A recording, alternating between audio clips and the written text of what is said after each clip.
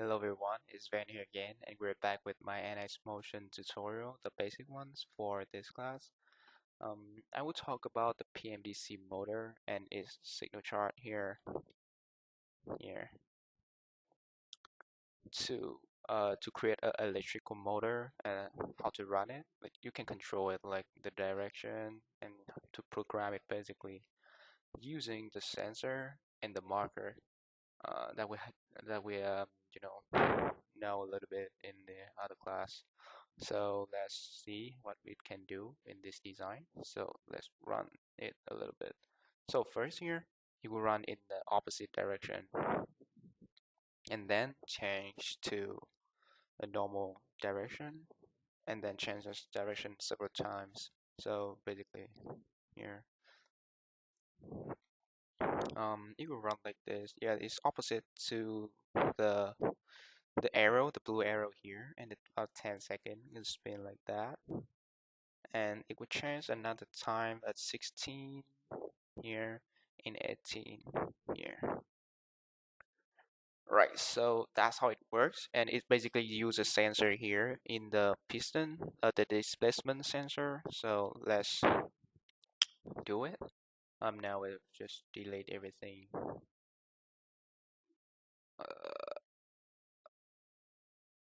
Okay, so we're only left with the motion body and the joint that we have.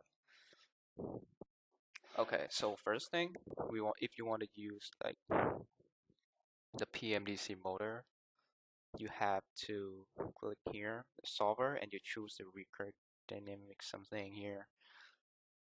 Because the other motion here doesn't really have PMDC motor, only this one and this one. I'll prefer this one. And so after that, you just click environment, and there will be you click dynamics here, and there will if you click here, it doesn't appear anything. You click dynamics, and there will be like a motor driver here. Just click that, and then you can use a PMDC motor here. Okay, let's hop into it. So first, we will create a marker here like we did before. So we just the piston, I will say here. Okay, that's it. So next is to create another one on this motion body. No, let's create a new one here. Okay, and here, where's that? Okay, you're just going to put it at that and then drag it up to that point. Okay, that looks good to me. Okay, next is to make a sensor. This is a displacement sensor in the Z direction here, as you can see. Both of them are in the Z direction. So the measurement is to choose the relative. The absolute is only one. You must choose relative to compare the two markers together and then name it something.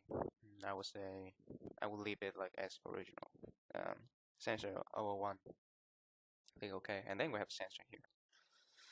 So the next thing to do is to create a PMDC motor here. There's already a number for us.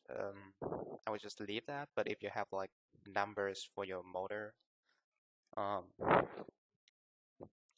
you would just have to change it, like the voltage, the inductance, resistance, the currents, and then voltage, and you can do it whenever you want. Later on, I think I would change like the number of voltage here because it might appear too fast. So just click OK for now.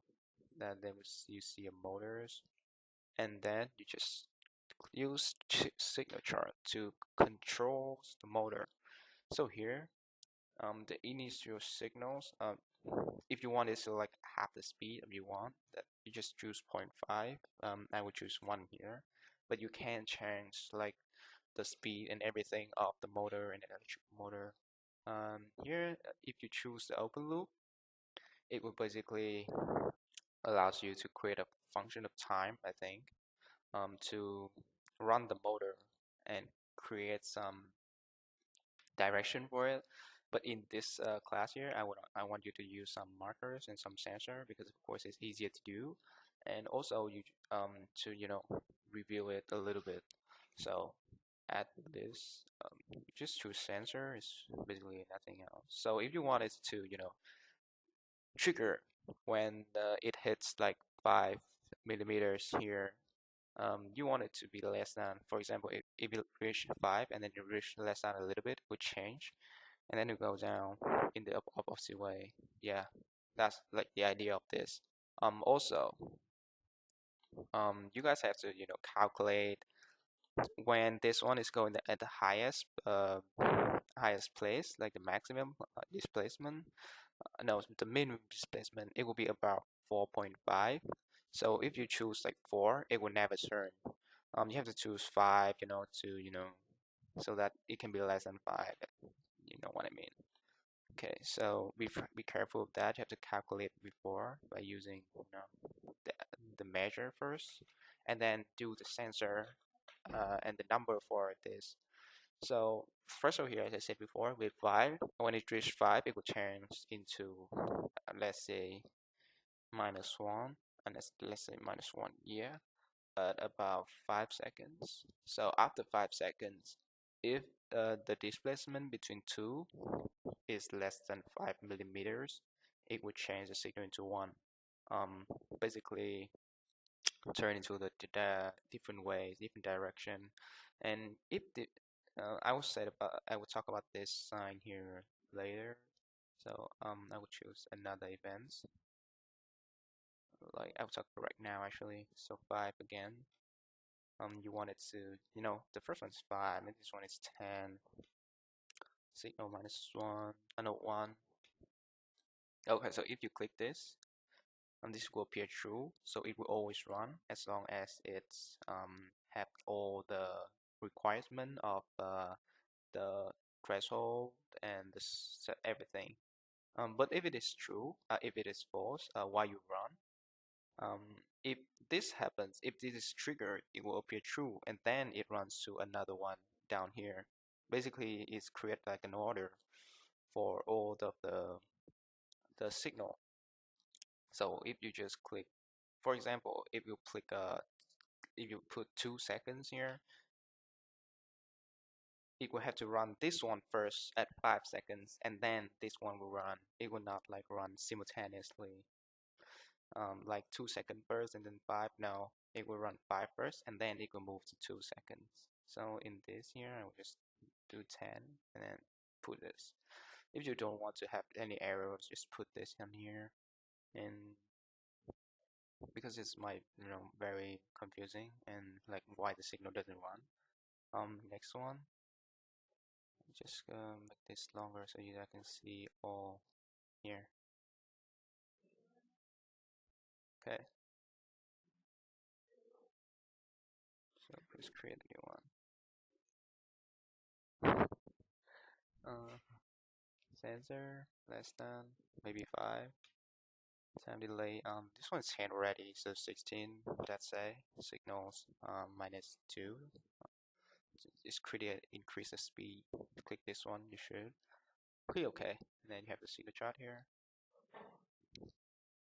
So the next thing to do is to use this driver here and basically attach that motor to one driver, to one joint. This one, I want to attach with this one. This one is 02, so it's this one here. Choose it. You only have like you have a few options, but my motor here is D003. I created a few ones in this file. It's saved there, but yeah, chart here because I delete everything. Name. Mhm. Preview. Yes, had preview there. If you want it to be, you know, in the, if you want to see it like which joints are going to run, you can choose several ones. Yeah. So click OK, and then I think that's it. Then you solve it. No, solution first and then solve it. Next is like click solve it OK in this environment specifically. So you can choose that. Because like our event is like 16 seconds, so I would choose 20, maybe 1,000 to create a it will be smoother than 500 something. So the gravity direction check, and then you click OK. Again, not really need to worry about all this. This doesn't really matter. So now just run the analysis. So here, oh, as you can see, it's very fast, So we have to change the motor here to like 2 or something. Solve it and run it again. Here. Okay, so at first it will move in the right order, right direction, and then it change at 3, I think, and then it changed again. When this one reached like the 5 millimeters threshold, and it will change again at the faster speed, as you can see here.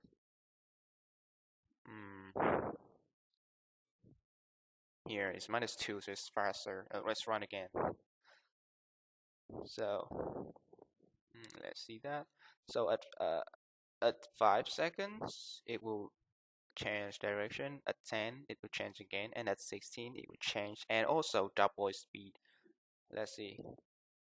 The time is here. So 5, right? 5? No. Oh, 5. And then 10, I think. 10. And then 16, right? 16. And then increase the speed. Okay, so that is basically how thing works in this. So remember, before you do that, you have to use this environment, and then you make some edits for it, create a motor here, and then you're good to go. This motors here can do a lot of stuff. I seen one doing a scanner, like it moved to the other way and then go back. You can also do that in the design in the other class, the automatic door. Yeah, so that's it for this one. See you guys later.